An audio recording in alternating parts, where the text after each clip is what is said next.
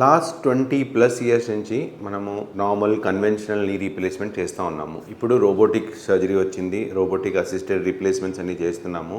Which is better, కన్వెన్షనలా మాన్యువల్గా చేసే రీప్లేస్మెంటా లేదా రోబోటిక్?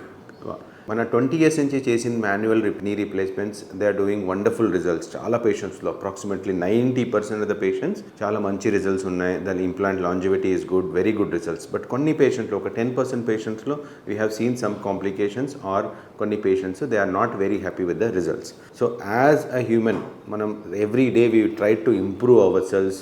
మనం నిన్న చేసింది ఈ రోజు మనం బెటర్ చేయాలి. That is what has brought ఈ మన technology, most revolutionise technology robotic assisted వచ్చింది.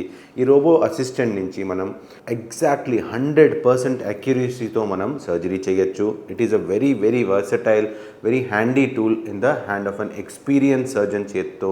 It gives wonderful results. So main difference between conventional or manual రీప్లేస్మెంట్తో రోబోటిక్ రీప్లేస్మెంట్స్తో మనం చేసే బోన్ కట్స్, డ్యామేజ్ అయ్యే కార్టిలేజ్ ఎంత మిలీమీటర్ ప్రిసిజన్లో మనం కట్ చేయొచ్చు, అంతే మిలీమీటర్ ప్రిసిజన్లో ఇది కట్ అవుతుంది. సో దానివల్ల we will be able to replacement ఇంప్లాంట్స్ని కరెక్ట్ పొజిషన్లో విత్ 100% అక్యురసీ మనం ప్లేస్ చేయొచ్చు.